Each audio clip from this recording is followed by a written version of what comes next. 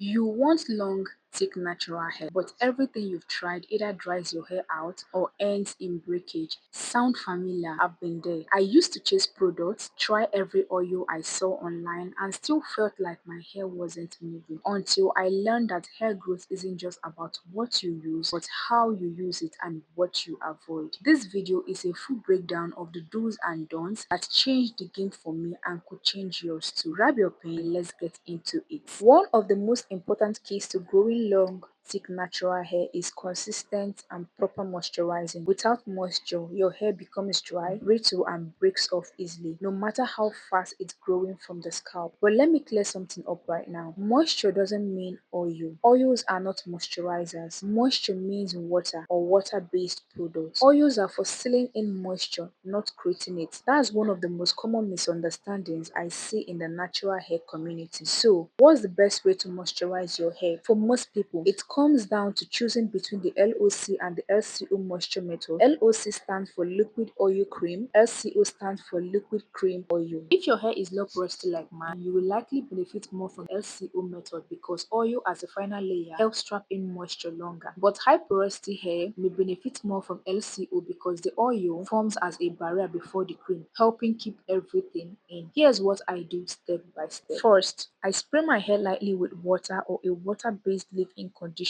I don't drench it, just a light mist to get it soft and pliable. You never want to apply product on dry hair. That's how you get build-up, flakes, and breakage. Moisture opens the cuticles, softens the hair, and makes it ready to absorb other products. Next, I apply a rich leave-in conditioner. I look for ones that have water listed as the first ingredient, along with softening agents like glycerin, aloe vera, or panthenol. These ingredients help draw moisture into the hair and keep it there. I apply it generously, working it through in sections from root to tip. After that, I apply my hair butter or cream. This adds extra moisture and softens my strands even more. It also helps with frizz control and manageability, especially if I'm doing a twist out or protective styles. Lastly, I seal other goodness in with an oil. I use light oils like grapeseed, almond, or jojoba oil when I want softness, and heavier oils like castor oil when I want more hold or have a long-term protective style. I never apply oil first. That's like putting lotion on top of dry hair. It just doesn't work. And here's something that changed my routine completely. I moisturize in section. I don't rush and slap product over my entire head. I divide my hair into 4 or 6 sections and work product through from root to end. That ensures every part of my hair gets love and my ends, those fragile oldest parts, get sealed in properly. Moisturizing isn't something you do once a week and forget. Depending on your porosity, weather, and style, you might need to moisturize every 2 to 4 days. The key is to listen to your hair. If it feels dry, stiff, or crunchy, it's time to add moisture. When I made moisturizing a consistent part of my routine, I noticed fewer knots, fewer split ends, and way less breakage. That's how you retain length and grow thick, healthy hair. If there's one silent killer of natural hair growth, it's over manipulation. And when I say over manipulation, I mean constantly touching, combing, twisting, braiding, or restyling your hair to the point where your strands never get a chance to just be. You see, natural hair is beautiful but also fragile. Every time you handle it, you are putting some stress on the cuticle and the shaft. Now, of course, you can't avoid touching your hair forever. Styling and detangling are necessary, but when you are doing it every single day or multiple times a week, you are increasing the risk of breakage, split end, and thinning over time. Let's break it down with a little analogy. Imagine you have a delicate silk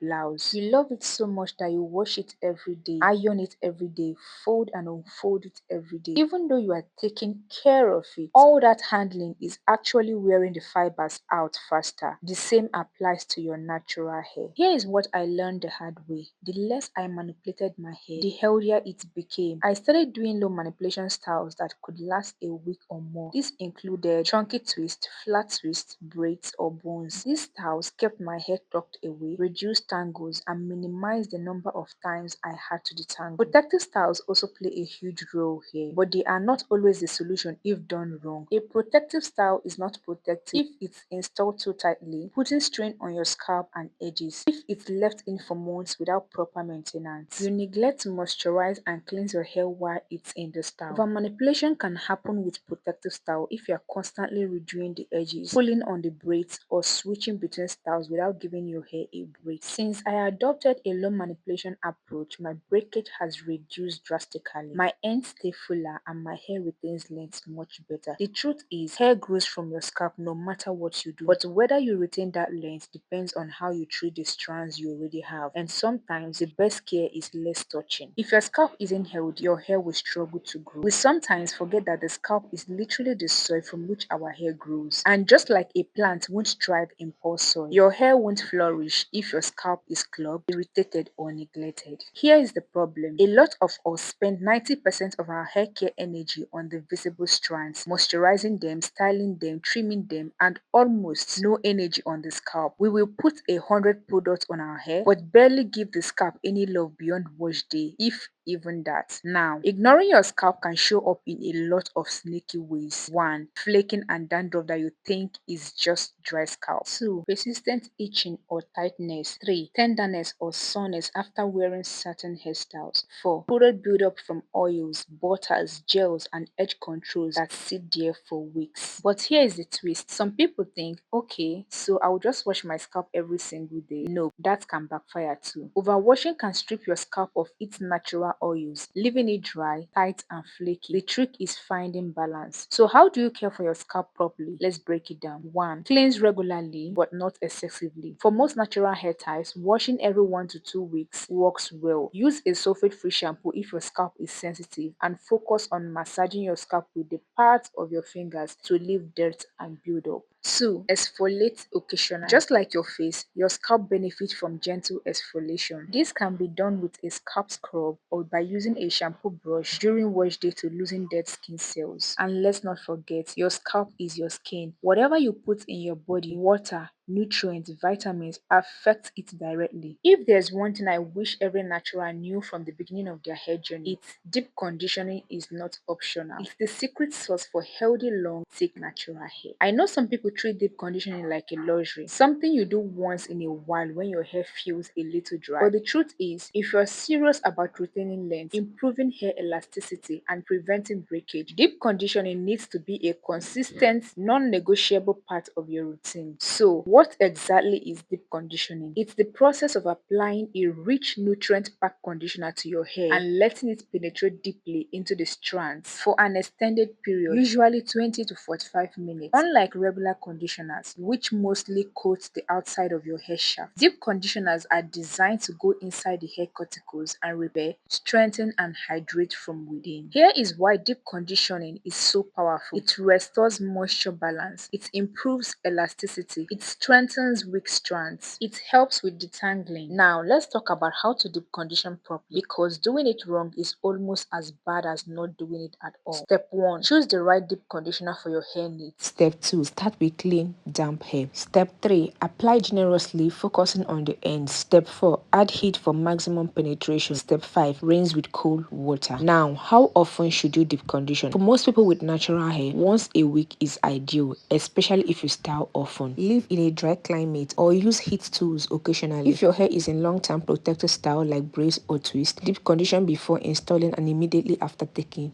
down. And here is something most people don't realize. There's such a thing as over conditioning. If you deep condition every day or use only moisture-based conditioners without balancing with protein, your hair can become too soft, stretchy, and prone to breakage. This is called moisture overload. The key is balance. Alternate between moisture-based and protein-based deep conditioners depending on what your hair needs. So if you've been wondering why your hair hasn't been thriving despite doing everything else right, ask yourself, am I deep conditioning enough? Because if not, this might be the missing piece to your healthy hair puzzle. And again, don't chase products. New product doesn't mean better results. Stick with what works. Focus on ingredients and not hype. Look for product with water as the first ingredient and avoid harsh alcohols and heavy silicones that cause buildup. So let's recap the most important do's and don'ts. 1. Moisturize with intention. 2. Protect your ends. 3. 3. Deep condition consistently. 4. Care for your scalp. Don't comb dry hair. Don't leave your hair dry for days. And don't chase every new product. Growth isn't about luck or expensive routines. It's about consistent, healthy habits. Your hair is capable of growth. Don't give up. You just need the right care. If this video helped you,